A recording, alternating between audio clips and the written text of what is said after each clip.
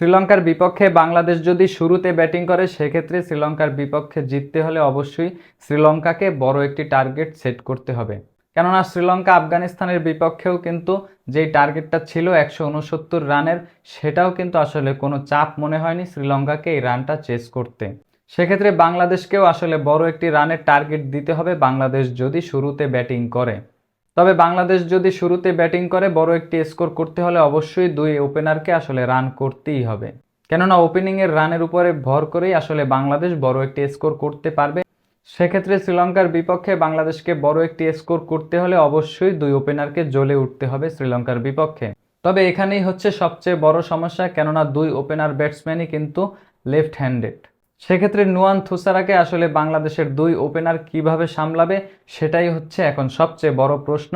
কেননা তাকে সামলাতে পারলেই বাংলাদেশ মোটামুটি এই ম্যাচে বড় একটি স্কোর করতে পারবে। কেননা নুয়ান থুসারা আফগানিস্তানকেও কিন্তু চেপে ধরেছিলেন, 4টি উইকেট সংগ্রহ করেছিলেন 4 ওভারে। সেক্ষেত্রে মাত্র 18 রান দিয়েছিল নুয়ান থুসারা আফগানিস্তানের বিপক্ষে। 168 রানের ম্যাচে যেখানে নুয়ান থুসারা মাত্র 4.5 ইকোনমিতে বোলিং করেছেন, কেননা মাত্র 18 রান দিয়েছেন নুয়ান থুসারা 4 ওভারে, সেক্ষেত্রে 4টি উইকেটও তিনি সংগ্রহ করেছিলেন। আফগানিস্তানের পুরো ওপেনিং তিনি ভেঙে দিয়েছেন। নুয়ান থুসারা বাংলাদেশের বিপক্ষে মাত্র 1টি উইকেট পেলেও আফগানিস্তানের চেয়েও কিন্তু 1 রান কম দিয়েছেন, 17 রান দিয়েছেন। সেক্ষেত্রে নুয়ান থুসারা বাংলাদেশের বিপক্ষে ইকোনমিটা মাত্র 4.20। বাংলাদেশের ব্যাটারদের স্লিংইং অ্যাকশনের যেই বল, এগুলো খেলতে সমস্যা হয় শ্রীলঙ্কার বিপক্ষে, আমরা বিগত ম্যাচগুলোতেও দেখেছি।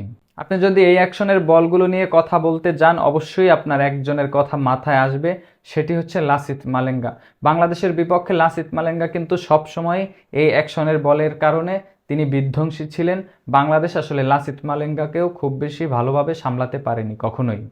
সেক্ষেত্রে এখন পর্যন্ত লাসিথ মালিঙ্গার উত্তরসূরিদেরও বাংলাদেশ সামলাতে ব্যর্থ হয়, সেটাই আসলে বিগত যেই পারফরমেন্সগুলো সেটাই আসলে প্রমাণ করে। সেক্ষেত্রে বাংলাদেশের দুই ওপেনারের আসলে গলার কাটাই হচ্ছে নুয়ান থোসারা, কেননা তার ইনসুইং বলগুলো সামলানোটাই হচ্ছে বাংলাদেশের দুই লেফট হ্যান্ডেড ব্যাটসম্যানের জন্য সবচেয়ে বড় চ্যালেঞ্জ। পাওয়ার প্লেতে যদি বাংলাদেশ নুয়ান থুসারাকে সামলে নিতে পারে সেক্ষেত্রে মোটামুটি একটি স্কোর যদি পাওয়ার প্লেতে আসে, মিডল ওভারগুলোতে আসলে হাসারাঙ্গার বল খেলতে অতটা সমস্যা হওয়ার কথা না।